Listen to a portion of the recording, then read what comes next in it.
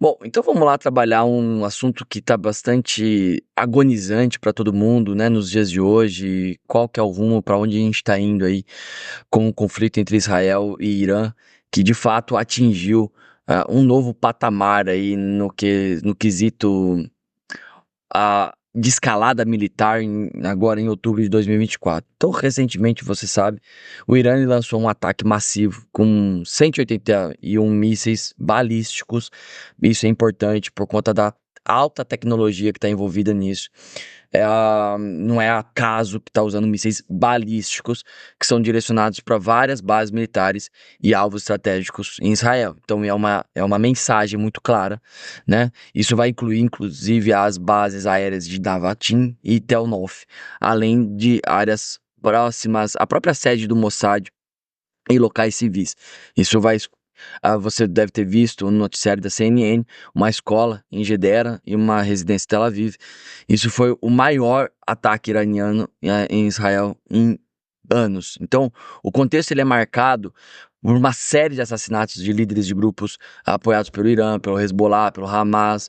Tá tudo ali realizado no Oriente Médio, no sentido de angariar as maiores ah, grupos terroristas que a gente tem aí escutado, né, desde dos últimos 40, 30 anos aí com mais ênfase, mas de uma maneira única dessa vez. Isso está sendo realizado um contra-ataque fulminante por parte de Israel, quando ele foi lá, né, e eliminou, né, Hassan Nasrallah, que é o líder do Hezbollah, e a gente está falando de um grupo terrorista muito maior do que o Hamas. Então é um ataque aéreo que houve ali em Beirute, onde Ismael Haniyeh, né, do Hamas, e um bombardeio também que teve ali em Damasco. Os Estados Unidos têm que se envolver diretamente por conta de estar diretamente, alicerçado e apoiado pela sua Constituição, pelas suas leis internas. Então, o direito interno dos Estados Unidos obriga os Estados Unidos a usar destroyers no Mediterrâneo para interceptar parte de mísseis iranianos, né? Ajudar Israel de todas as formas, né? Então, e a Jordânia ela permitiu que o seu espaço aéreo fosse de fato usado para esse fim. Então, a situação hoje ela permanece tensa, com ambos os lados ali prometendo retaliações severas, levantando o risco de conflito regional mais amplo. Esse conflito ele transcende a mera troca de mísseis e ataques diretos. Ele é um conflito e confronto ideológico, é um conflito estratégico que vai remontar décadas de animosidade.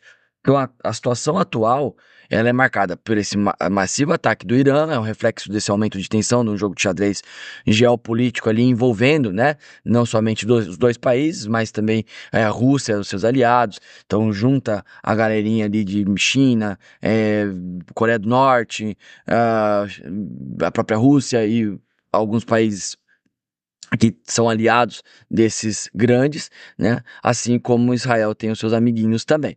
Então a guerra se enraiza em disputas religiosas, em disputas históricas, em disputas políticas. Então, para o Irã, a existência de Israel, ela é uma afronta à sua visão de hegemonia regional. Então todo mundo sabe que o papel maior desses grupos terroristas não é conviver com Israel no sentido de vamos dominar Israel, queremos Israel dentro aqui de algum circuito, que eles se convertam para o xiismo. Não, eles querem. O ponto está na Constituição do Hamas, é destruir o Estado de Israel. O Estado de Israel não poderia ter existido, não poderia ter acontecido aquilo que aconteceu na década de 40. Então o confronto ele é alimentado por uma teia de aliança complexa, num contexto regional volátil. E o uso do espaço aéreo ali jordaniano, perdão, nos Estados Unidos, ele é justamente feito para interceptar os mísseis iranianos, que são indicados como as potências globais, que estão sendo ali posicionados justamente para impedir que a escalada se transforme numa guerra total. Então, além do, né, maior do que essa guerra regional que já está acontecendo. E, ao mesmo tempo, o envolvimento do Hezbollah e de milícias iraquianas vão ser apoiadas pelo Irã, assim como a presença das bases iranianas na Síria, vai trazer múltiplos pontos de ignição para esse conflito regional se tornar cada vez mais amplo. Então, a partir de uma perspectiva conservadora, qual que é o ponto, né? É um conflito que ele é mais do que uma simples disputa territorial ou religiosa, ele reflete uma luta por preservação de identidades nacionais. Então a gente vai analisar sob o ponto de vista conservador, lembra disso, né? Esse é o nosso propósito aqui. Nosso propósito é te dar o panorama geral da situação elementar aí dos fins diversos. Temos aqui uma tricotomia, que é filosofia, política e tudo. A gente vai colocar algum tipo de análise sob o ponto de vista conservador. Então, a gente está falando de uma luta pelos valores fundamentais, a gente está falando de uma luta de estruturas sociais que vão se chocar ali no Oriente Médio. Então, Israel ela representa uma fortaleza de resistência contra os regimes autoritários, que usam toda a religião e o anti-ocidentalismo como uma justificativa para obter o poder absoluto e a opressão de dissidentes.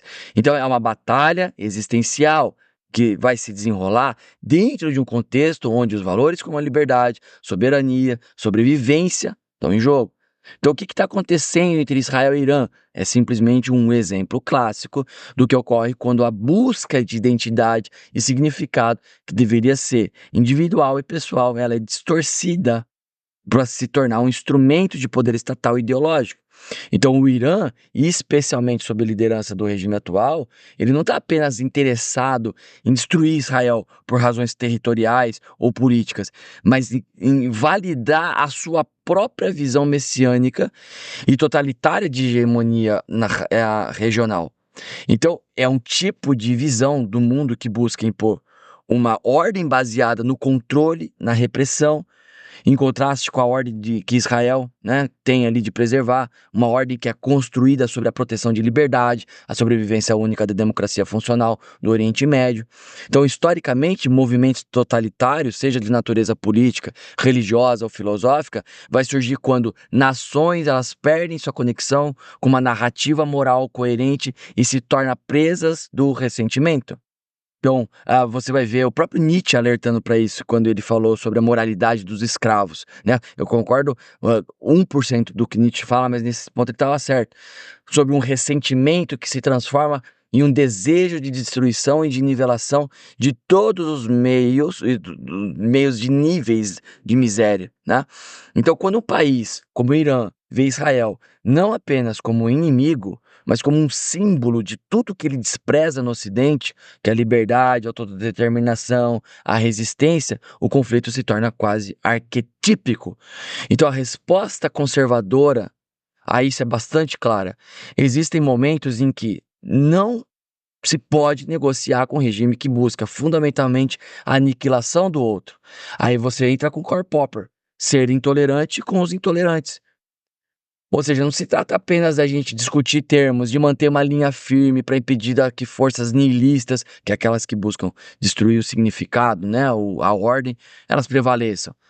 Os Estados Unidos, como uma potência global, com interesses estratégicos e valores alinhados aos de Israel, tem essa responsabilidade, que não é apenas de proteger o seu aliado, mas de preservar um equilíbrio de poder, onde a força não seja usada para obliterar ali a autonomia e a dignidade humana, tá? Então, esse é o ponto, tá? O Irã, ele tem essa coisa do arquétipo do império sombra. Isso se dá desde a Revolução Islâmica lá de 1979. Então o regime, ele se alimenta de uma narrativa messiânica, que ela visa redefinir a ordem regional.